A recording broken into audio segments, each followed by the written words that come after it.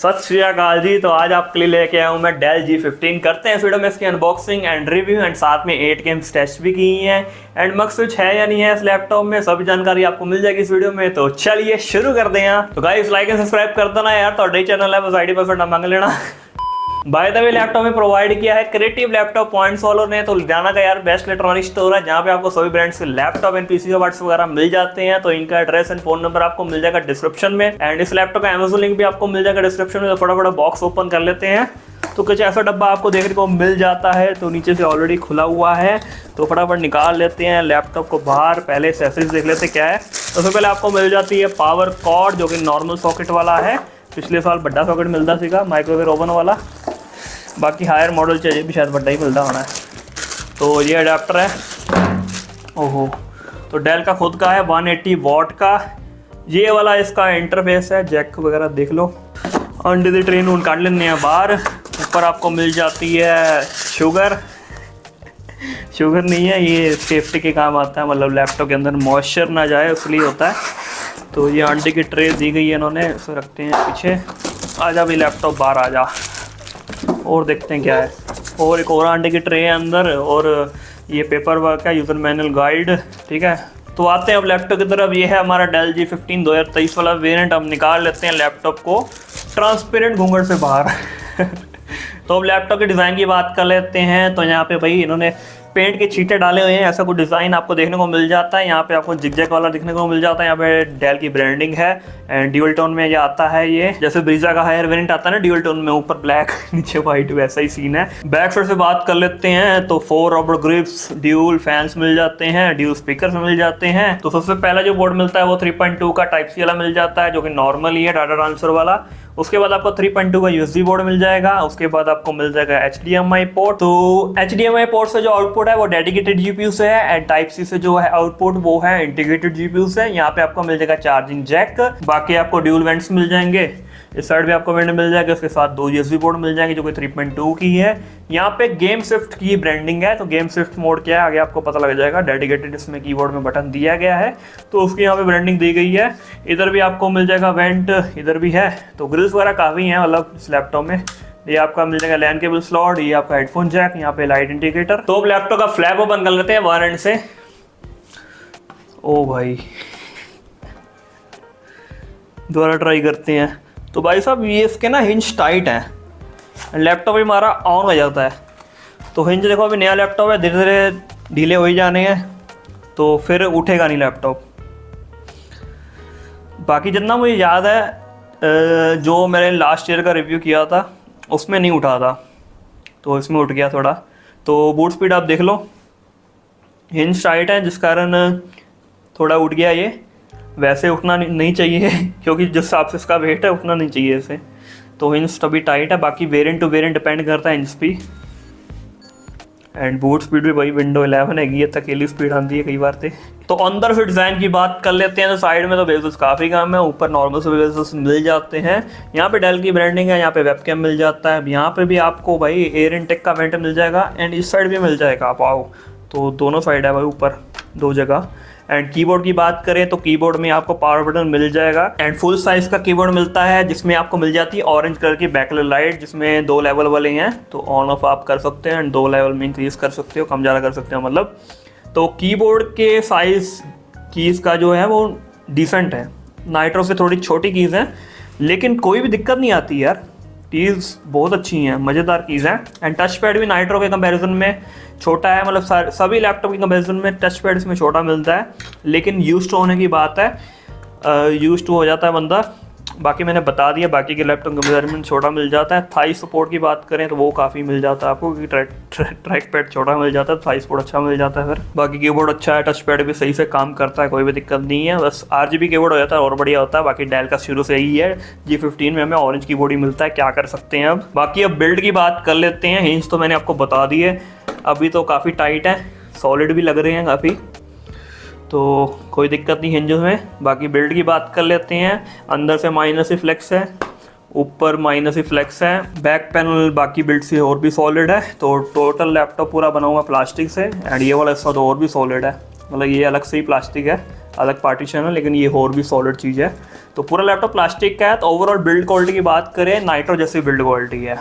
Nitro से 1-2% आप कम कह सकते हो, 1-2% नाइट्रो बेटर कह सकते हो बिल्ड में, लेकिन 1-2% इतना मैटर नहीं करता, ज़्यादा फर्क नहीं है। तो नाइट्रो जैसी बिल्ड क्वालिटी है इसकी। वेट की बात कर लेते हैं अब। भाई लैपटॉप का जो वेट है ना 2.8 kg, नाइट्रो का जो वेट है वो 2.5 है, टफ का 2.4 है शायद। तो सबसे गेमिंग लैपटॉप है, सबसे बड़ा लैपटॉप यही है, डेल G15। तो अब बात कर लेते हैं लैपटॉप की डिस्प्ले की। तो इसके अंदर आपको मिल जाती है full HD anti glare, IPS panel नहीं मिलता, WVA पैनल मिलता है, जो कि ऑलमोस्ट IPS जैसा ही है। अब मैंने टफ भी यूज़ किया हुआ है, मेरे पास टफ है। नाइट्रो भी पिछले वीडियो में नाइट्रो मतलब रिव्यू किया है, एंड नाइट्रो तो बथेरे रिव्यू करते हुए मैं, देख लो वेरिएंट बहुत सारे चैनल पे आपको मिल जाएंगे। तो नाइट्रो से भी कंपेयर की हुई है, टफ से भी कंपेयर की हुई है, ऑलमोस्ट सेम ही लगती है, बस नाम का ही फर्क है। ये 45% NTSC वाली डिस्प्ले। एंड ब्राइटनेस की बात करें तो 250 ब्राइटनेस आपको मिल जाती है निट्स की। बाकी नाइट्रो में 300 निट्स की मिलती है, टफ में भी 250 की मिलती है। मतलब नाइट्रो ही जो बजट लैपटॉप में नाइट्रो ही खाली हमें 300 निट्स देता है, बाकी सभी में 250 निट्स ही मिलती है। तो उसमें भी 250 निट्स ही है। बाकी 144 हर्ट्ज का ये पैनल है, एंड वही 15-20 का रिस्पॉन्स टाइम बजट लैपटॉप्स में जो मिलता है वही है। अब CPU की बात कर लेते हैं। तो मेरे पास जो वेरिएंट है ना उसमें है Ryzen 7 6800H। बाकी मैं आपको कौन सा वेरिएंट रिकमेंड करता हूँ इसका, वो आपको मैं आखिरी वीडियो में बताऊंगा, कौन के साथ, एंड गेम टेस्टिंग के बाद सब कुछ एंड में बताऊंगा कंक्लूजन में। तो ये Ryzen 7 है, 8 कोर 16 थ्रेड का ये CPU है। बाकी ग्राफिक कार्ड की बात कर लेते हैं। तो मेरे पास जो वेरिएंट है वो 3050 वाला है, 4GB VRAM, 95 वॉट TGP है। रैम की बात कर लेते हैं तो DDR5 रैम है, DDR5 रैम है 16GB की ड्यूल चैनल में, वो भी 4800 मेगाहर्ट्ज की रैम है। बाकी जो उसका स्टार्टिंग वाला वेरिएंट आता है, मतलब 8GB रैम वाला, 16GB रैम वाला, दोनों वेरिएंट आपको मिल जाते हैं। लिंक दोनों को मिलेंगे डिस्क्रिप्शन में। एंड वीडियो पसंद आ रही है लाइक सब्सक्राइब मार दो यार तक। बाकी 32GB तक आप अपग्रेड कर सकते हो, 2 स्लॉट मिल जाते हैं। स्टोरेज की बात कर लेते हैं तो 512GB की NVMe SSD मिलती है, जो कि Gen 3 वाली है, Gen 4 देनी चाहिए थी। बाकी कोई एक्स्ट्रा स्लॉट नहीं है भाई साहब, स्टोरेज आप अपग्रेड नहीं कर सकते, खाली पुरानी वाली SSD निकाल के 2TB तक की लगा सकते हो आप, 512 निकाल के 2TB तक की आप लगा सकते हो। बाकी आगे बात कर लेते हैं, Wi-Fi 6 मिल जाता है एंड Bluetooth 5.2 मिल जाता है। तो Wi-Fi 6E मिल जाता तो ज़्यादा बेटर होता, बाकी कोई दिक्कत नहीं है, स्पीड कोई ज़्यादा फर्क तो देखने को नहीं मिलता। बाकी Wi-Fi 5 में भी बिल्कुल सेम स्पीड मिलती है, तो Wi-Fi में कोई दिक्कत नहीं। बाकी इसकी 13 जनरेशन अभी लॉन्च नहीं हुई है, 7000 सीरीज लॉन्च नहीं हुई है, कि भी मे भी उसके अंदर E सीरीज डाल दें 6E वाला, इसमें तो Wi-Fi 6E है। बाकी बैटरी की बात कर लेते हैं तो 56 वॉट की मिलती है, नाइट्रो में भी हमें 57 या 58 वॉट की मिलती है, लीजन में नहीं कह रहा हूँ, मतलब आइडिया पैड में भी हमें इतनी मिलती है बजट बड़े सीरीज में। टफ में 90 मिल जाती है आजकल के वेरिएंट में। तो देख लो, इकलौता लैपटॉप तो नहीं है जिसमें कम वॉट की मिलती है, तो ऐसी कोई कमी निकाली नहीं जा सकती फिर बैटरी में। तो मतलब खाली इसमें कम होती तो कमी कह सकते थे, कि बाकी सभी लैपटॉप बढ़िया दे रहे हैं, बैटरी बड़ी दे रहे हैं। तो इकलौता लैपटॉप ऐसा नहीं है जो 56 वॉट की बैटरी दे रहा है, 48 वाले भी बैठे हैं आइडिया पैड में तो वही 2 से 2.5 घंटे का बैटरी बैकअप मिल जाएगा। तो वेबकैम की बात कर लेते हैं। तो बाकी लैपटॉप्स की तरह ही आपको एवरेज वेबकैम मिल जाता है, तो क्वालिटी आप देख सकते हो स्क्रीन के ऊपर। बाकी आप स्पीकर्स की बात कर लेते हैं, सैंपल आपको सुना देता हूँ। तो नीचे की साइड आपको मिल जाते हैं ड्यूल स्पीकर्स, तो एक साउंड सैंपल आप सुन लो।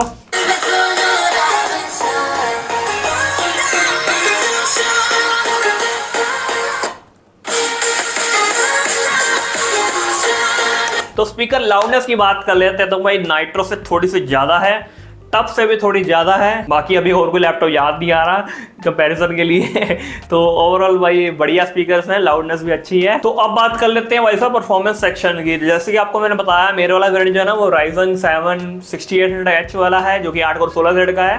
तो मैं आपको जो स्कोर बताऊंगा ना, i5 12th जनरेशन की भी बता दूंगा एंड Ryzen 5 वाले के भी बता दूंगा। तो Ryzen 5 भी इसके अंदर आता है, i5 12th जनरेशन भी आता है, Ryzen 7 भी आता है। तो 3 वेरिएंट इसके अंदर आते हैं, तो तीनों के मैं आपको स्कोर्स बताऊंगा सिनेबेंच के। एंड सबसे पहले जो मेरे पास वेरिएंट है उसका स्कोर आपको बता देता हूँ। तो जो R23 में सिनेबेंच का स्कोर आया था मल्टी कोर में, वो आया था 13193 एंड जो सिंगल कोर स्कोर आया था वो था 1547। तो जो उसका Ryzen 5 वाला वेरिएंट है जिसके अंदर आपको मिल जाता है 600H 6600H, तो उसका जो स्कोर है ना वो उसमें आपको मिल जाता है 95 से लेके 10,000 के बीच में आपको मिल जाता है, 9500 से लेके 10,000 के अंदर स्कोर आपको देखने को मिल जाता है। तो जो i5 12 जनरेशन है उसका जो स्कोर मिल जाता है आपको, वो मिल जाता है वो भी 13,000 के ऊपर। मैंने नाइट्रो वाली वीडियो में मेरे देखोगे तो 14,000 के ऊपर था, तो कईयों की वीडियो में 13,000 के ऊपर था, मेरी वीडियो में 14,000 के ऊपर था। तो स्कोर आप मल्टी कोर का 13-14,000 मान लो। तो हम ये मान सकते हैं कि i5 12 जनरेशन जो है 450H, जो कि Ryzen 7 के बराबर ही है 6800H के ऑलमोस्ट, लेकिन प्राइस डिफरेंस काफ़ी है। तो वो कंक्लूजन में हम बात करेंगे कि आपको कौन सा वेरिएंट लेना चाहिए। जो Ryzen 5 है वो फिर i5 के नीचे ही आ जाता है। बाकी Geekbench स्कोर की बात कर लेते हैं, ये वाले मॉडल के Ryzen 7 6800H जो मेरे पास है। तो उसमें जो Geekbench स्कोर आया था मल्टी कोर में वो आया था 10,006 multi core, and single core score आया था वो था 2066 3D Mark टाइम स्पाई की बात कर लेते हैं, तो वो आया था ग्राफिक कार्ड का 5221, एंड जो CPU का आया था स्कोर वो आया था 10109 10,190। ओवरऑल आया था 5633। तो 8 कोर 16 थ्रेड का जो CPU है, तो आराम से आप 1080p लेवल की वीडियो एडिटिंग 2K भी आप आराम से कर सकते हो, 4K भी कर सकते हो, थोड़ा बहुत लैग होगा। बाकी सॉफ्टवेयर अगर आप कोई भी आराम से चला सकते हो, कोई भी दिक्कत नहीं आएगी। 8 कोर के CPU आराम से सब कुछ चल जाएगा। अब बात कर लेते हैं गेम टेस्टिंग की। तो मैंने इसके ऊपर 8 गेम्स टेस्ट किए हैं। मक्स जिसके अंदर है बायोस में जाके आपको चेंज करना पड़ता है, तो वहाँ से जाके आपको मक्स स्विच ऑन करना पड़ता है। तो मक्स स्विच ऑन पे मैंने सारी गेम्स टेस्ट की हैं। एंड रूम टेम्परेचर की बात कर लें, 30 से 31 डिग्री रूम टेम्परेचर था। बाकी इसके अंदर 16 GB रैम है, ये आप ध्यान रखना, वो भी DDR5 वाली। अगर आप कोई भी वीडियो से कंपेयर करते हो तो ये चीज़ आप ध्यान रखना, 16 GB ड्यूल चैनल में DDR5 वाली है।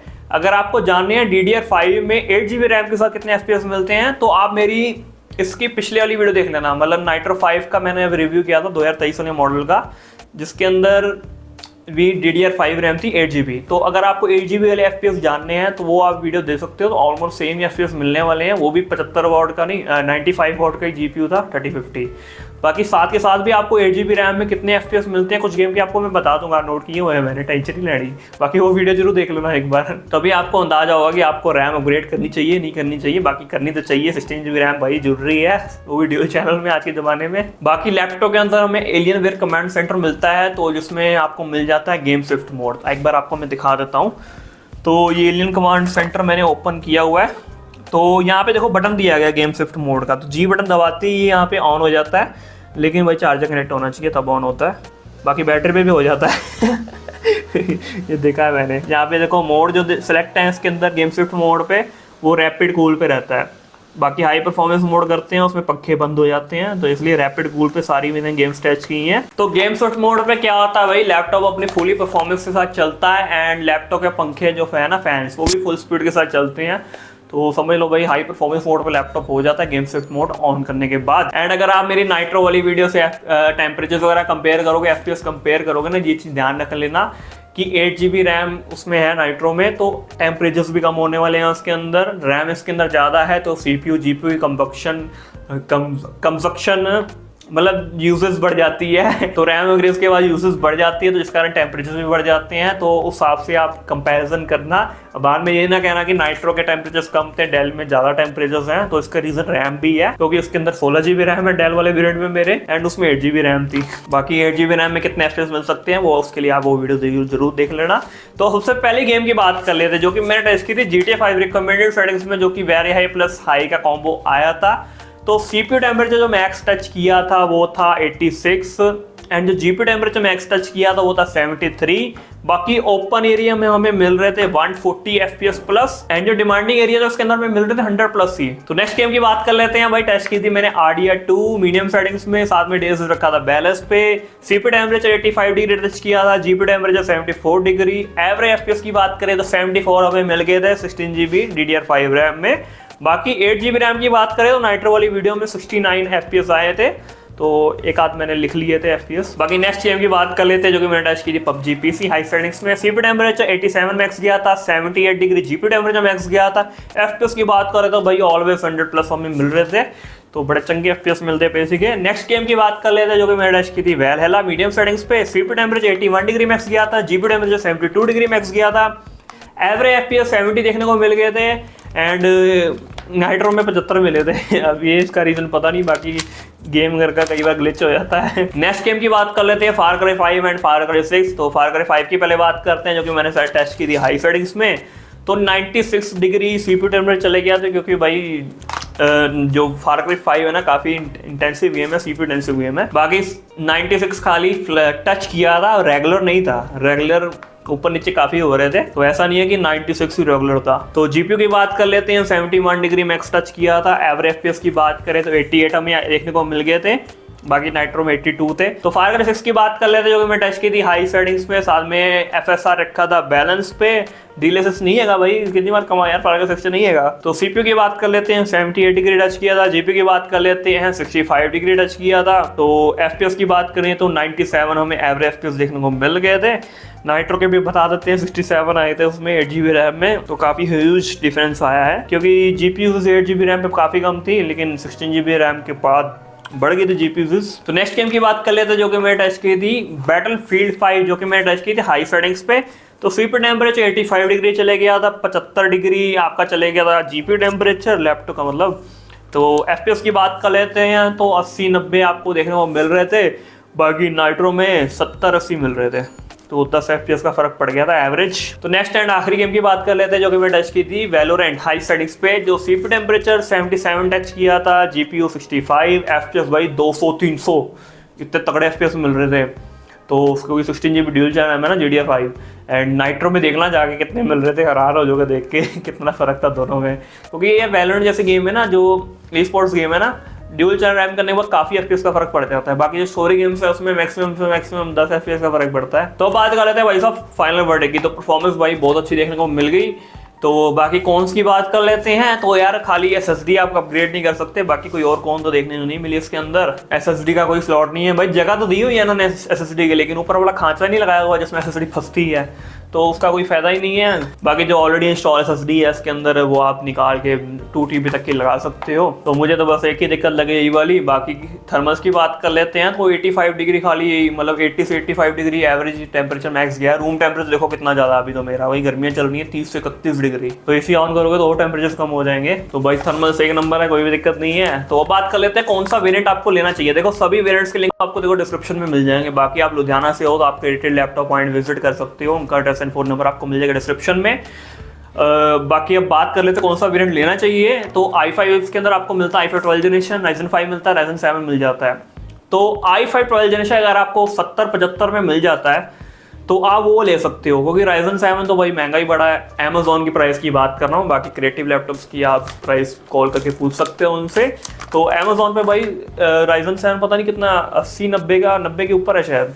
तो एंड परफॉर्मेंस जो Ryzen 7 की आपको i5 12 जनरेशन वाली ही मिलनी है, मतलब i5 12 जनरेशन कई केसेस में तो बेटर ही है, कई केसेस में ये बेटर है, तो ऑलमोस्ट आप सेम मान सकते हो, कोई दिक्कत नहीं है। बाकी Ryzen 5 की परफॉर्मेंस तो दोनों से कम है, तो आपको मैं रिकमेंड करूंगा कि i5 12 जनरेशन वाला लो, दोनों में आपको मक्स स्विच मिल जाएगा, इसके अंदर भी है, मतलब वेरिएंट कोई भी लोगे मक्स स्विच सब में मिलेगा, लेकिन मैं आपको i5 12 जनरेशन वाला रिकमेंड करूंगा क्योंकि वो 75,000 में आपको मिल जाएगा, एंड सेल में तो 70 का भी मिल सकता है। Ryzen 5 वाले की प्राइस भी 70-75 ही है, लेकिन परफॉर्मेंस i5 12 जनरेशन से कम है, तो इसलिए मैं i5 12 जनरेशन आपको रिकमेंड करूंगा। तो लिंक यूज कर लेना अगर Amazon से बाय करोगे, लिंक मिल जाएगा डिस्क्रिप्शन में, सपोर्ट करना। तो बस यही था इस वीडियो में, लाइक सब्सक्राइब जरूर करके जाना। Bye bye.